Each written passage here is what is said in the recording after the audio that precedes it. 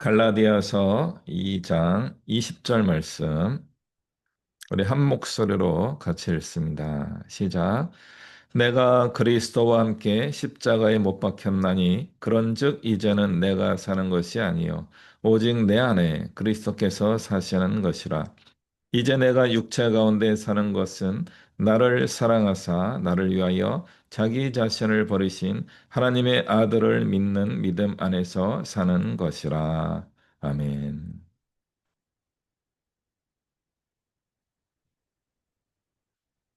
네, 우리 2026년에는 우리 신앙의 본질에 관하여서 계속 우리가 한번 기본을 발견하고 회복하고 또 그것을 확인하는 그런 시간을 가지려고 하고 있습니다. 오늘 제목은 믿음 안에서 사는 사람입니다. 믿음, 신앙. 우리가 이제 믿음은 우리 믿는다라고 하는 우리 한국말 단어 동사에서 온 명사형입니다. 그래서 믿는다라고 하는 어떤 어, 행동인데 거기에서 믿음이라고 하는 어, 동명사 비슷한 영어식으로 동명사라고 하죠. 어, 어, 그 명사형의 표현입니다. 또 하나는 한자어죠. 한자어. 신앙. 믿을 신자, 우러를 앙자. 그 우러러서 가지고 있는 믿음이 있습니다.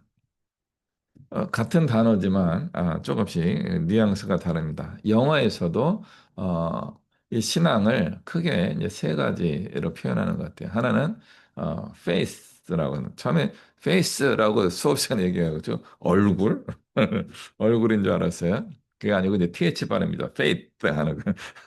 그래서 이제 그 faith라고 하는 영어 단어를 이제 한국말로 옮길 때는 신앙이라고 저희가 신학적인 용어로 사용하고 있습니다. 우리가 이야기하는 이제 믿음이라고 하는 단어는 영어에서는 이제 belief라고 하는 단어를 번역한 모양입니다. 그리고 이제 또 다른 믿음의 표현인데 trust라고 하는 신뢰하다, 의지하다, 신뢰하다 할 때 신자도 믿을 신자죠. 믿고 기댄다라고 하는 이제 trust라고 하는 단어가 있습니다. 그래서 trust, belief, faith 이런 이제 세 가지 단어를 이제 기독교 신앙에서 신앙 교육을 할 때 영어 표현으로 자주 이제 사용하는 그런 이제 단어입니다. 여기서 이제 belief라고 하는 단어는 신앙, 아니 믿음이라고 번역을 보통 하게 되는데 이걸 한자어로 번역하게 되면은 신념이라고 믿는 생각, 신념이라고 번역하기도 합니다. 신념은 또 어떤 쪽으로 연결되냐면 이데올로기하고도 연결되기도 합니다. 나는 이런 신념을 가지고 있어. 라고 이야기하는 것이 belief와 관련된 이제 영어 표현입니다. 우리 신앙의 또 다른 이제 요소들 세 가지로 다시 구분해 볼 수 있는데, 하나는 신비입니다. 우리 기독교 신앙에는 신비의 요소가 들어 있습니다. 미스테리한 겁니다. 두 번째, 말씀이 있습니다. 성경 말씀이죠. 논리적이고 체계적이고, 어떤 오랫동안 검증되어서 기록되어 온 우리 경전이 있습니다. 그리고 또 하나는, 우리 신앙은 경전을 외운다고 신앙이 좋은 것도 아니고, 뭐 신비로운 것만 추구한다고 해서 신앙이 좋다고 이야기할 수 없습니다. 기독교적인 삶을 살아야지만 신앙이 있다라고 이야기합니다. 그래서 오늘 갈라디아서 2장 20절은 이런 이제 세 가지 신앙의 측면, 신비, 말씀, 실천 부분에서 말씀과 실천을 연결하는 구절과 관련되었다라고 볼 수 있습니다. 근데 우리 개신교의 신앙도 그래 크게 세 종류의 신앙이 있습니다. 신비를 이야기하는 우리 기독교 교파 혹은 교단이 있는데 오순절 교단이라고 보통 통칭해서 이야기합니다. 우리나라에서는 대표적으로 순복음교회가 오순절 교단이고 그 외에 최근에 한 10년, 20년 활동을 왕성하게 하고 있는 신사도 운동 이런 쪽도 신비와 관련된 신앙을 중요하게 여기는 기독교 활동의 영역이 될 수 있습니다. 어, 저희 20대 때 한 2, 30년 전에는 비냐드 운동이라는 것도 있었어요. 근데 신비 운동은 우리 기독교 신앙에서 빼놓을 수 없는 이제 중요한 신앙의 모습입니다. 말씀 중심인 영역은 주로 우리가 이제 이반젤리칼, 복음주의라고 하는 영역에서 이제 중요하게 강조하는 신앙의 요소의 측면을 가지고 있기도 합니다. 그리고 실천의 측면을 이야기하는 분들은 에큐메니칼 운동 진영에서 많이 사용하는 편이 아닌가 하는 이제 그런 생각을 해보게 됩니다. 그래서 한국 교회는 이 세 가지 교회의 특징들로 나뉘어져 있다. 오순절 운동, 그다음에 복음주의 운동, 그다음에 에큐메니칼 운동. 이런 세 가지의 교회들마다의 이제 특징이 있는데 과연 이 세 가지가 나누어지는 게 좋겠습니까? 하나로 합쳐지는 게 좋겠습니까? 저는 합쳐지는 게 좋다고 보지만 해보니까 잘 안 합쳐져요. 저만 해도 합종을 선호하게 되더라고요. 저도 신비주의적 경험을 많이 했고 어릴 때도 부흥회를 많이 다녔던 그런 사람입니다. 그런데 신비주의를 그렇게 어, 추구하지는 않아요. 제가 아직도 살아있는 것 자체가 신비하기 때문에 거기서 신비가 충분히 채워지는 것 같아요. 그래서 이제 신비주의를 많이 하지 않습니다. 그렇다고 보면은 제가 이제 복음주의에 좀 가깝습니다. 그래서 이제 말씀 중심의 이야기를 하는데 실제로 복음주의 진영에서 활동하고 있는 목사님들은 저를 복음주의로 보지 않고 자유주의라고 부르기도 합니다. 저는 자유주의가 아닌 것 같은데 사람들은 일부 목사님들은 복음주의라고 부릅니다.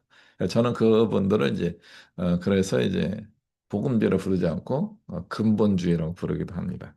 어, 그다음에 저의 그런 미적지가 않은 행동들을 보면서 에큐메니칼 혹은 사회 참여적인 활동을 많이 하는 분들은 또 저의 모습을 이제 비판하십니다. 어, 형식주의, 이론주의, 회칠한 무덤과 같은 그런 존재다라고 이제 부르기도 합니다. 과연 우리 한 사람이 또는 하나의 어떤 기독교회가 이 세 가지 기독교의 신앙의 특징들이 있는데 이것을 다 포용하는 것이 불가능할까요? 굉장히 어렵습니다. 과연 예수님은 우리에게 어떤 가르침을 주고 계십니까? 예수님의 가르침 중에 하나가 무엇인가 하면 마가복음 10장에 있는 말씀인데 어린아이들이 예수님께로 나오는 것을 보면서 사람들이 제자들이 야 애들은 가 이렇게 한 거죠. 그럴 때 예수님께 분노하셔요. 어린아이들이 나에게로 오는 것을 막지 말아라. 하나님의 나라는 이들의 것이다. 이들과 같이 하나님 나라를 받드는 자가 아니면 천국에 들어갈 수가 없다라고 하면서 어린아이와 같은 신앙을 예수님이 이제 말씀해 주십니다. 중요한 표현이 있죠. 하나님 나라를 받드는 자, 어린아이와 같이 받드는 자라고 예수님이 표현하셨습니다. 과연 하나님 나라를 어린아이와 같이 받드는 자는 어떤 의미를 가지고 있나요? 그래서 예수님은 그 부분에 대하여 자세히 설명해 주시지는 않으셨습니다. 그러므로 우리가 알고 있는 지식과 경험과 또 신학자들의 이야기들과 2000년의 기독교 전통을 근거로 해서 한번 살펴볼 필요가 있겠습니다. 어린아이 특징은 무엇입니까? 제가 오랫동안 어린아이들을 묵상했습니다. 특히 저는 전공이 기독교 교육학이기 때문에 신앙의 성장과 발달에 관하여 계속 연구하고 묵상하고 있습니다. 그럼 신앙은 언제부터 형성되는가? 막 태어난 아이들은 신앙이 있는가? 초반에 말씀드렸던 신비적 신앙이 있는가? 아니면 말씀 중심의 우리 복음주의적 신앙이 있는가? 아니면 말씀을 실천하는 에큐니마이칼적 신앙이 있는가? 이런 질문을 해보는 겁니다. 없죠. 없죠.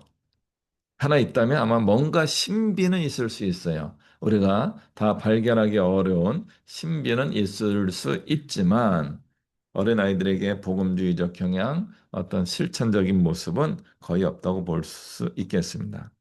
그렇듯 어린아이의 대표적인 특징은 바로 이것입니다.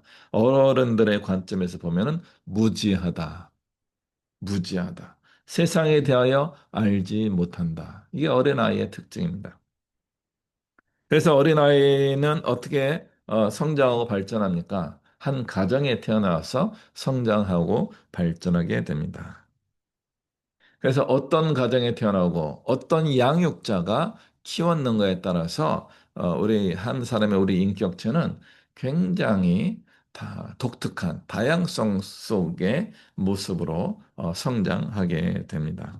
그래서 어른이 되는 거죠. 그리고 자기의 타고난 본성이 있어요. 유전자일 수도 있고 어떤 성격적 특성일 수 있는데 그것이 어떤 가정에서의 성장 과정에서 섞여가지고 지금의 제가 만들어지고 지금의 여러분이 된 것입니다. 그 무지에서 시작하였던 그런 어린이가 이런 성인이 되면서 자기 생각과 자기의 뜻을 가지고 살아가게 되는 거죠. 그 어린아이의 특징은 뭐예요? 잘 모르기 때문에 어른들의 이야기를 경청하고 순종하는 특징을 가지고 있습니다. 그러므로 좋은 가정, 좋은 신앙 공동체를 가지고 있는 사람이 신앙적으로 멋지게 성장할 가능성이 크지요. 그런데 제가 경험해 본 바에 의하면 그것도 일관된 것 같지는 않습니다. 왜냐하면은 신앙을 전수한다는 것은 굉장히 복잡한 것이기 때문에 그렇습니다. 그래서 첫 번째 전제 조건은 예수님의 전제 조건은 경청하고 순종하는 사람이라고 하는 부분을 어린아이와 같이 하나님 나라를 받드는 것이다라고 설명해 주셨습니다. 그 당시에 하나님 나라에 대한 이야기는 어떻게 전수가 되었을까요? 그것은 구약 성경, 우리가 지금 이야기하는 구약 성경을 통해서 전수가 되었습니다. 랍비라고 하는 분들이었던가, 또 제사장, 예수님 당시에는 사두개파 사람들이었습니다. 그리고 새로운 신앙 운동을 하던 바리새파 사람도 있고, 그리고 사막 지역의 은둔에서 깊이 성경을 연구하는 에세네파 등이 있었습니다. 그분들을 통하여 하나님 말씀이 늘 들려오고 가르쳐지고 있었습니다. 그때 과연 이스라엘 사람들은 신앙생활을 잘 하고 있었습니까? 구약 성경이 우리에게 가르쳐주는 이야기 중에 한 가지는 무엇인가 하면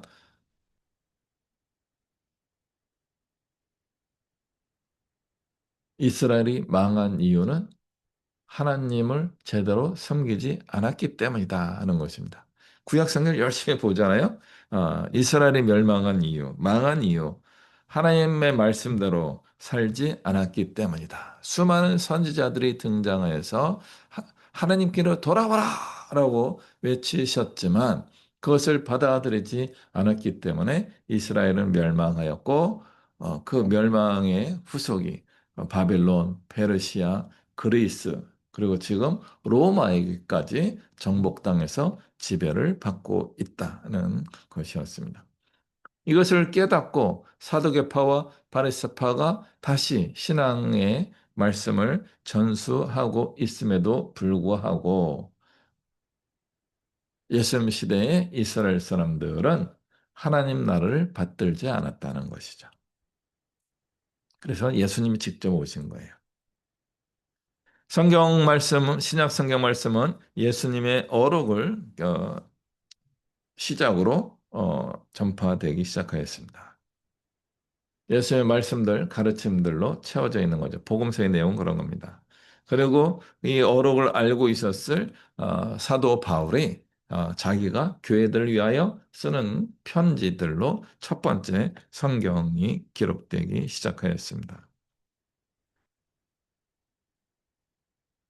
이 하나님의 말씀을 잘 받아들이는 사람들이, 그리고 그 말씀을 받들고 그 말씀대로 살아가는 사람들이 구원을 받습니다. 천국은 이런 사람들의 것입니다. 하는 것이 예수님의 가르침이었습니다. 그러므로 가정에는 약점이 있어요. 가정은 어, 신앙이 아무리 좋은 공동체라고 할지라도, 심지어 목사님 가정이라고 할지라도 완벽하지 않습니다. 오히려 약점이 늘 존재하는 곳이 가정입니다. 그래서 가정을 넘어서는 신앙 공동체가 더 필요합니다. 가정은 모순적인 면이 존재할 수 있습니다. 그러나 그 모든 모순적 상황을 포용하면서 다양성을 만들 수 있는 것이 공동체입니다. 그래서 교회가 좀 성장하고 발전해야 되는 이유 중에 하나가 뭐냐면 공동체가 좀 많아져야 하기 때문에 그렇습니다. 그 많은 공동체에서 고백하고 하나님 나라의 뜻을 발견하고 서로 나누는 가운데 우리의 신앙이 더욱더 멋지게 거룩하게 성장할 가능성이 생기는 것입니다. 가정 안에서만 있으면요, 왜곡될 수밖에 없습니다. 그리고 작은 교회도 왜곡될 가능성이 있습니다. 그럼 큰 교회는 좋으냐? 큰 교회는 또 너무 파편화돼 가지고 조금 아쉬운 면이 있더라고요. 좋은 공동체는요, 전 연령이 어우러질 수 있는 교회 공동체인 거죠. 한 100명에서 뭐 한 3, 400명 정도가 가장 이상적이지 않느냐라고 하는 이야기를 종종 하기도 합니다. 네, 그러면은 우리 바울의 이야기를 한번 보도록 하겠습니다. 내가 그리스도와 함께 십자가에 못 박혔나니 그런 적 이제는 내가 사는 것이 아니요 오직 내 안에 그리스도께서 사시는 것이라. 이게 무슨 얘기예요? 말도 안 되는 얘기예요. 제가 어렸을 때 성령을 받으면요, 나의 모든 생각이 하나님의 생각으로 딱 바뀌는 줄 알았어요. 4, 50년간 신앙생활을 하면서 느끼는 게 뭐냐면은 이 두 가지가 공존하고 있다는 거죠. 하나님의 생각에 쓱 들어오는 느낌이 있어요. 깨달음이 있어요. 그런데 실제로 나의 인생을 살아가는 주가, 주체는 내가 살고 있어요. 뇌. 나의 뇌, 나의 이성이 나의 모든 삶을 주관하게 됩니다. 근데 바울의 가르침 이 표현은요, 이게 저절로 된다라고 보면 안 되는 겁니다. 저는 이게 저절로 되는 건 줄 알았어요. 내가 그리스도와 함께 십자가에 못 박혔나니 그런 적 이제는 내가 사는 것이 아니요 오직 내 안에 그리스도께서 사시는 것이다. 바울은 안 죽었어요. 내가 십자가에 못 박혔다라고 하는 말은 굉장히 상징적 표현입니다. 이 상징적 표현은 어떤 의미를 담고 있는 겁니까? 바울이 이렇게 고백해. 나는 날마다 죽노라. 자기의 의지와 자기의 욕망과 욕구와 자기의 신념을 날마다 십자가에 못 박는 인생을 사는 거죠. 정과 욕심을 나는 날마다 죽인다. 라고 하는 그런 고백을 바울이 하고 있습니다.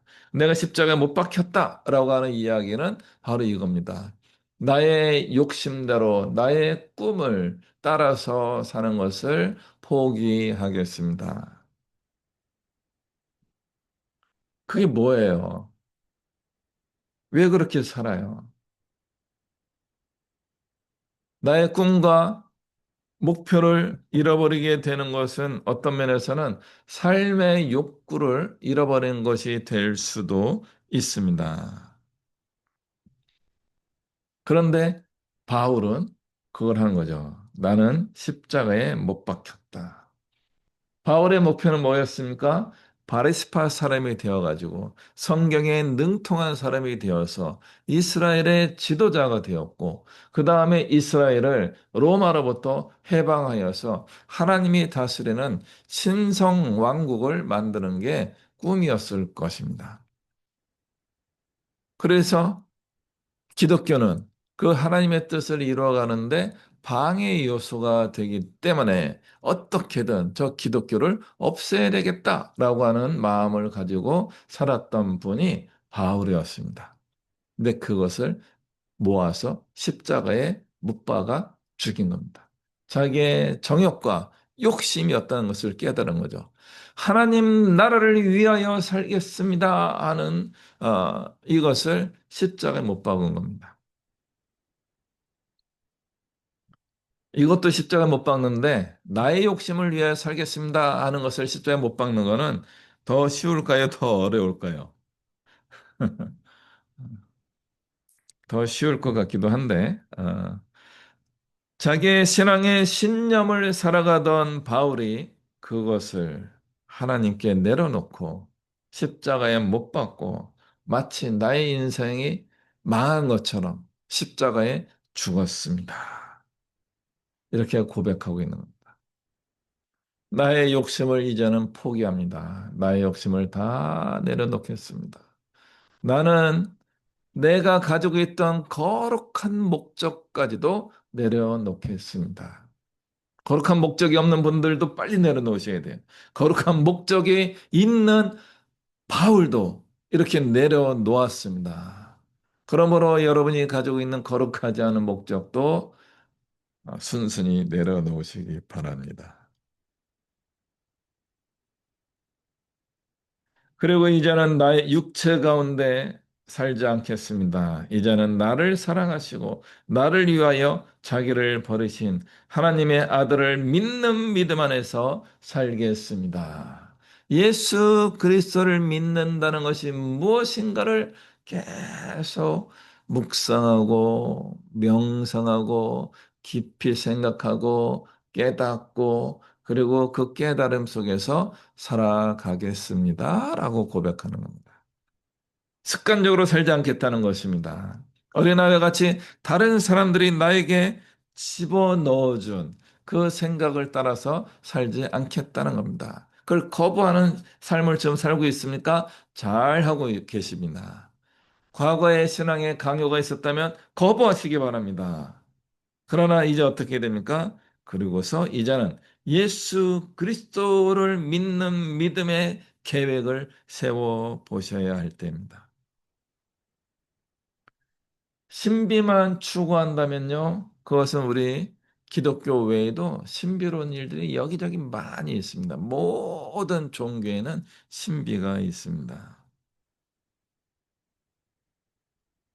그래서 신비로움을 추구하는 신앙 자체를 저는 반대하지는 않지만 신비로운 신앙을 추구하다 보면은 비교 종교 형태로 갈 수 있습니다.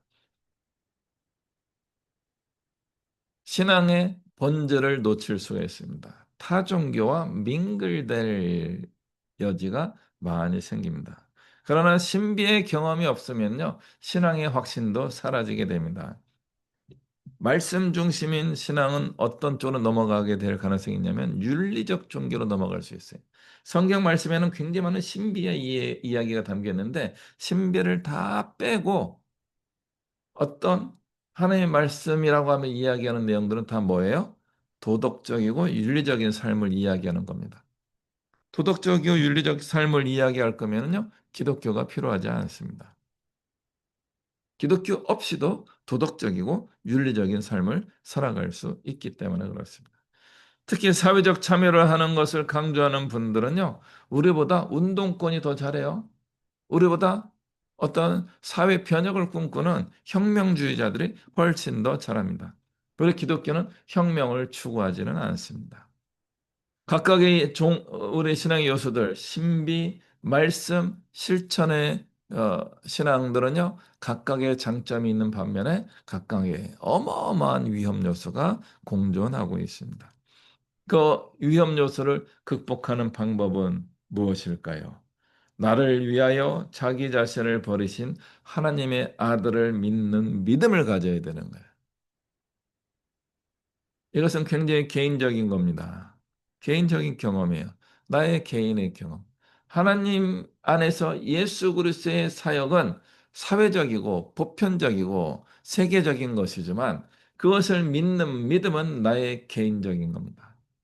그래서 우리의 개인과 사회적인 것, 세계적인 것이 계속 우리는 공존할 수 있어야 됩니다. 그래서 개인주의가 굉장히 필요합니다. 신앙에서는. 개인적 경험이 굉장히 중요합니다. 그러나 개인적 경험과 체험하면 머무르게 되면요. 신비주의자가 되고 세속을 끊게 되고 엉뚱한 쪽으로 넘어갈 가능성이 있습니다. 그러면 말씀 중심은 그럼 안전한가요? 제가 볼 때 가장 안전한 편이긴 하지만 역시 이 말씀 중심은 바리새파와 같이 외식하는 사람이 될 수 있습니다. 율법주의자가 될 수 있고요. 종교주의자가 될 수 있습니다. 지금 한국 교회는 우리가 그렇게 비판하였던 외식하는 교회로 변질되는 면을 많이 보여주고 있습니다. 중세 교회를 극복하면서 등장한 우리 개신교회가 다시 중세 교회와 같은 교권주의 교회로 전락하고 있습니다. 왜 그럴까요? 우리 성도들의 책임만은 아니지만 목회자들이 성도들의 수준이 성장하도록 함께하지 않았기 때문에 그렇습니다. 성도들이 목회자 의존적인 교인들로 존재하고 있기 때문에 그렇습니다. 계속 어린아이와 같은 수준에 머물러 있기 때문에 그렇습니다. 그들은 여기서 이제 성도님들이에요. 그들은 하나님 나라를 받드는 게 아니라 목사와 사제를 받들며 살아가고 있어요. 그것이 한국 교회가 겪게 되는 어마어마한 위기라고 할 수 있습니다. 과연 우리의 신앙은 어떻게 성장하고 발전해야 합니까? 1964년에 김은국이라고 하는 이제 미국계 한국인이 어, 장편 소설을 하나 출간하게 됩니다. 순교자라고 하는 소설입니다. 이 소설은 상은 못 받았지만 노벨 문학상 후보까지 올라갔던 그런 작품이었다라고 합니다. 이 소설의 내용의 장면은 한국 전쟁, 1950년 6.25 전쟁을 배경으로 하고 있습니다. 6.25 전쟁이 53년에 끝났으니까 64년까지 약 10년에 걸쳐서 지난 후에 이 소설이 등장하게 된 겁니다. 유엔군에서 활동하고 있는 이제 주인공 이대위가 북한 군이 서울을 남한을 정복하였던 그 기간 동안에 목사 14명을 잡아다가 고문하고 공산주의로 전향하도록 회유했던 사건이 있었습니다. 그래서 그 당시에는 이 공산주의에 대한 굉장히 반감이 지금보다 훨씬 강했던 시기였기 때문에 이 대위가 이 살아남은 두 사람을 조사하러 간 거죠. 12명은 순교를 한 게 맞았고 이제 살아남은 두 명이었는데 이 두 명 중에 한 명은 정신에 그 문제가 발생하셔서 인터뷰가 어려웠고 아무래도 배신자였을 이 변절자로 여겨지는 이 신목사를 이대위가 대화하는 녹취하고 뭐 이렇게 조사하는 내용으로 이 소설이 구성되어 있었습니다.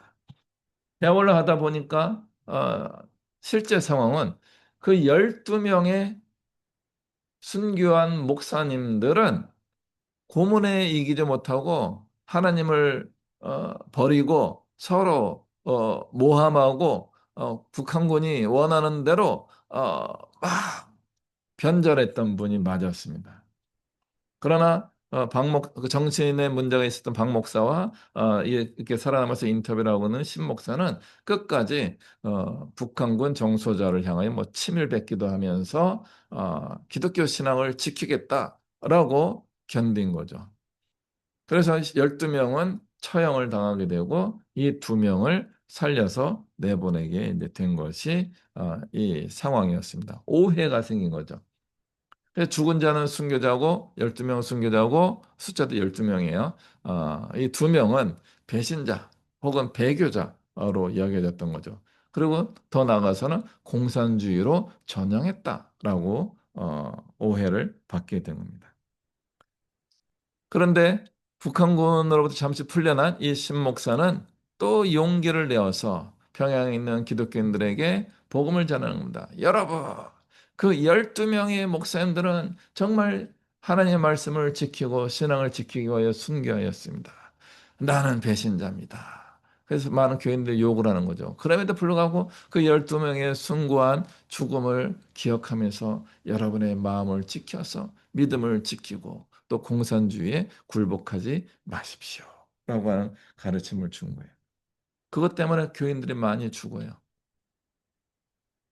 그래서 이신 목사는 그거 자기가 뭘 잘했는지 뭘 잘못했는지 혼란이 와가지고 이 대위가 어, 질문할 때 나는 예수님을 믿지 않습니다. 이렇게 고백하는 내용이 있는 거죠. 우리 신앙에 굉장히 아이러니하고 모순이 있는 부분들을 이야기하고 있습니다.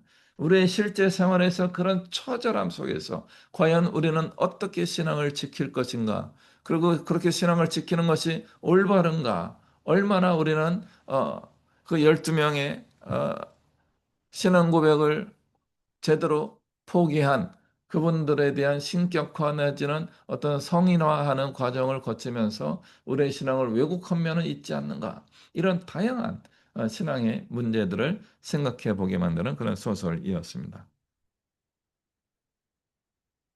네, 중요한 건요, 공산주의의 반대예요. 뭐 이것도 있는 거죠. 과연 우리의 신앙은 얼만큼 훌륭할 수 있겠는가? 과연 우리는 우리의 신앙이 다른 사람들에게 본이 될 만한 것인가? 또는 손가락질 받는 그 사람이 정말 잘못된 신앙을 가지고 있는가? 그리고 우리가 누군가의 가르침을 따라서 열정적으로 신앙생활하고 있는데 그것은 정말 올바른 신앙이 맞는가? 이런 복잡한 어떤 상황들을 한계의 상황을 겪은 사람들의 고백을 담아서 소설로 만든 것이 순교자라고 하는 그 소설이었습니다. 우리 시대는 그 정도로 극단적인 시대는 아닙니다만은 지금도 그런 극단을 경험하는 사람들이 많이 있습니다. 어제 후배 목사님이 이제 저에게 전화를 하셨어요. 월요일 날 우리 총회가 있는데 회장님 제가 그 대학원 동문회 총회에 참석을 하려고 했는데 어려울 것 같습니다. 딱 아는 거죠. 아, 교회 상이 났구나. 그 교회 목회를 열심히 하시는 분들은 상이 나면요 정말 어렵습니다. 대외 활동을 모든 걸 접고 이 교인의 장래 문제를 이제 빨리 잘 집례해 주는 것이 중요한 목회의 하나였습니다. 아, 네, 목사님 이해합니다. 근데 이제 이 목사님도 이번 장례 때문에 굉장히 트라우마가 있으셨던 거예요. 그러니까 자기 내면을 막 이야기해 주시더라고요. 우리 청년이 자기의 삶을 마감한 겁니다. 아, 그래요. 부모님들이 정말 어려워하기 때문에 장례 예배는 이미 끝났지만 위로 예배를 다음 주 월요일 날 이제 하기로 하였습니다. 우리 그 청년은 양극성 장애 혹은 경계성 장애, 조증과 우울증을 오가는 그런 장애를 어릴 때부터 겪었고 어릴 때부터 자기의 삶을 마감하려고 하는 시도를 여러 차례 하고 있었는데 그때마다 회복시키고 살리고 부모님의 사랑으로 여기까지 왔는데 지난주 수요일 날 부모님들이 잠깐 외출한 사이에 그런 일이 있었습니다. 이런 이야기를 하시더라고요. 극단적인 상황에서 우리 젊은 청년이 견디지 못하고 자기의 삶을 마치게 된 겁니다. 우리는 그런 청년에게 어떤 복음의 메시지를 전할 수 있었을까요? 원리는 한 가지밖에 없습니다. 예수님이 하나님이 너를 사랑하신다. 이제는 그렇게 죽었다는 마음으로 너의 삶의 목적을 포기해 보고 이제는 예수 그리스도를 위하여 한번 살아보지 않을래? 라고 했으면 어땠을까? 아마 분명히 했을 거예요. 해도 안 됐을 거고요. 그만큼 이 말씀은 그렇게 힘이 없는 능력이 없는 말씀일지도 모릅니다.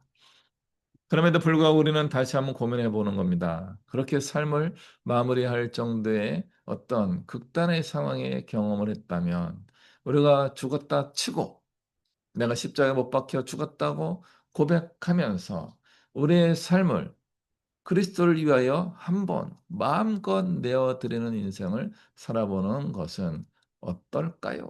가능하겠습니까? 하는 질문입니다. 그 청년의 죽음이 잘못됐다고 이야기하는 게 아닙니다. 하나님이 위로하시고 그 영혼을 받으셨을 것입니다. 남은 가족들을 하나님이 위로해 주실 것입니다. 그러나 아쉬운 게 있는 거죠. 그 청년이 정말 용기를 내어서 멋지게 살았으면 어땠을까 하는 마음입니다. 그 아쉬움을 우리에게도 비춰봐야 하는 것입니다. 여러분의 인생을 죽었다 치고 6.25 전쟁을 겪었다 치고 지금 러시아와 우크라이나가 몇 년째 전쟁을 하고 있는데 전쟁에서 폭탄에 의해서 고생을 했다 치고 죽었다 치고 그러나 우리가 살아있다면 우리의 삶을 어떤 목표를 가지고 살아갈 수 있겠습니까? 여러분은 얼마나 고상한 목표를 가지고 살아가실 수 있겠습니까? 고린도전서 13장 11절에 내가 어릴 때는 어린아이 신앙을 가지고 있었지만 이제는 어린아이 신앙을 버렸다. 이제는 성숙한 신앙으로 나아가겠다라고 바울이 고백하고 있습니다. 여러분, 어린아이에서 어른이 되는 것의 차이는 무엇입니까? 어린아이의 신앙은 시키는 대로 하는 것이고요. 그럼에도 불구하고 욕구에 굉장히 민감하게 살아가는 것입니다. 어른이 되었다는 것의 가장 큰 특징은 뭡니까? 자기의 욕구대로만 살지는 않는다라고 하는 것입니다. 자기의 욕구를 참으면서 타인을 위하여 살아갈 때 책임감이 있구나라고 하는 평가를 받게 됩니다. 더 나아가서 하나님의 뜻이 무엇일까를 고민하면서 하나님의 영광을 위하여 살아가면은 정말 신앙이 좋구나라고 하는 평가를 받을 수 있게 됩니다.